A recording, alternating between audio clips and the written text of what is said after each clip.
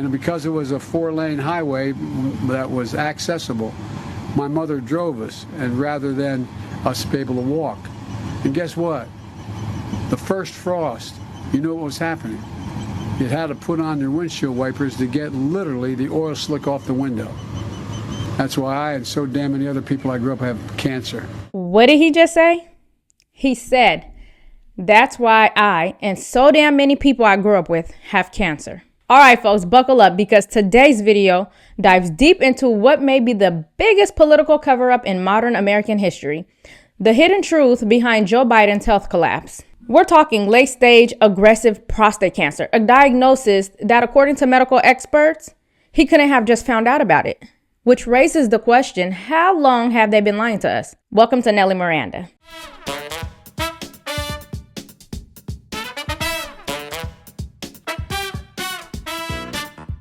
Before we jump in, don't forget to like this video, subscribe, and tap the notification bell so you never miss an update.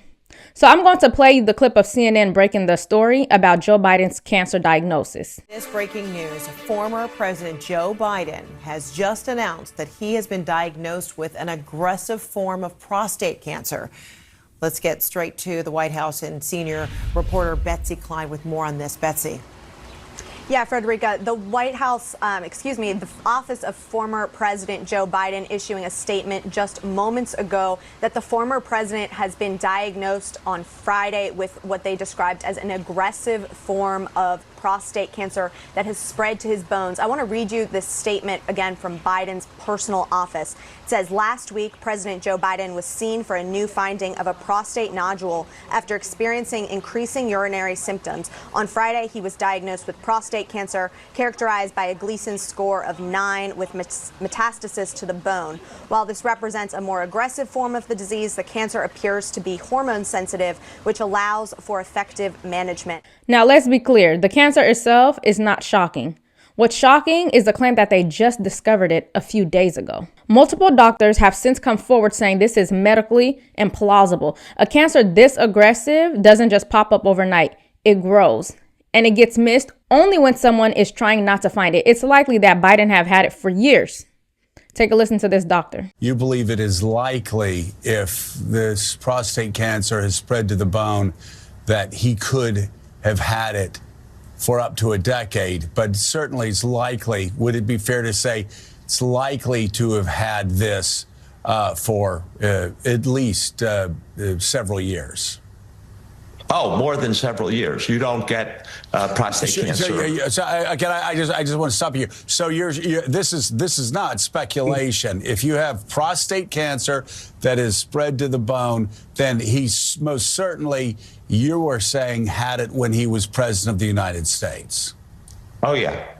He did not develop it in the last 100, 200 days. He had it while he was president. He probably had it at the start of his presidency in 2021.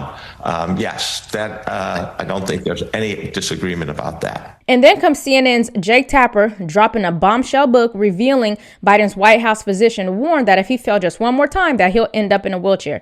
Combine that with all the falls, stumbles, and forgotten names, and the picture becomes crystal clear. They knew. They weren't just hiding his mental state. They were covering up a terminal cancer. Utter abuse doesn't even begin to cover it. Now, here's where the timing gets suspicious.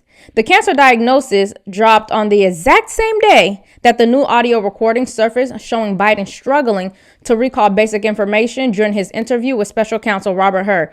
It was brutal. And if you haven't heard it, you should go listen to it for yourself. CNN's Brian Stelter had to admit that the timing looked like a distraction, a bait and switch tactic. One major Biden scandal outshined by another one, more sympathetic one. Is just extraordinary. We know from the statement from his personal spokesman that Biden learned of the diagnosis on Friday. Well, what was the biggest Biden story on Friday? It was the release of those audio excerpts from his conversations with Robert Hur back in 2023. This was the audio that Axios obtained, almost certainly from the Trump administration, showing memory lapses. And you heard a lot of people on Friday talking about that audio being hard to hear, even excruciating to hear. Biden showing his age on those audio tapes that had never been been heard by the public until now. So on the day that story was breaking, Biden was facing this personal news. At least that's according to the statement from his personal spokesman. So you have that as one element of the timing here. And then you have, as you and Paul just acknowledged, this book coming out, one of the biggest political books in several years. Democrats are in panic mode. With Jake Tapper's book and Biden's cancer diagnosis, they're losing control of the narrative. CNN's own Van Jones even admitted that this scandal has done generational damage to the party. First, this book is extraordinary. I don't care who you are, left, right, or otherwise. Anybody who cares about this country and about just the dynamics of power, this is the emperor's new clothes playing itself out in real time. Everybody knew, but everyone was afraid to say, except for David Axelrod for 2 years, that something was wrong here. And so, I was shocked. I love Joe Biden. I don't like him. I love him. I got a chance to work with him when I was a part of the Obama administration and loved him more every day. I was shocked to see his condition when he came out, and so was the world. And that wasn't the first time he was in that condition. The book makes it very, very clear. There are people who knew and said nothing. And that is a crime against this republic. And I think the Democrats are going to pay for a long time for being a part of what is now being revealed to be a massive cover-up. And he's right. This wasn't just political spin. It was the coordinated silencing of a nation. Every voter, every journalist, every cabinet member who stayed quiet became complicit. If the president, who has the best medical team in the world, and somehow they still miss this cancer diagnosis, that's not just incompetence. That's intent. Biden's policies, massive government expansion, a weakened border, forced cultural shifts, none of it makes sense unless someone else was calling the shots. It's looking more like Biden was just a puppet, a placeholder for unelected bureaucrats running the country behind closed doors. We're not talking conspiracy here. We're talking evidence, paper trails, signatures, handlers, advisors, all protected by the media. This wasn't just poor leadership. It was a coordinated deception, a constitutional betrayal. And now Americans are demanding answers. Who was making the decisions while Biden was mentally and physically unfit? Who was signing off on all the executive orders?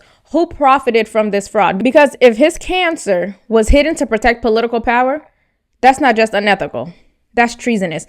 We were told that we were crazy, that questioning Biden's health was dangerous misinformation. And now everything we warned about is playing out in real time. Was this incompetence or deliberate cover-up?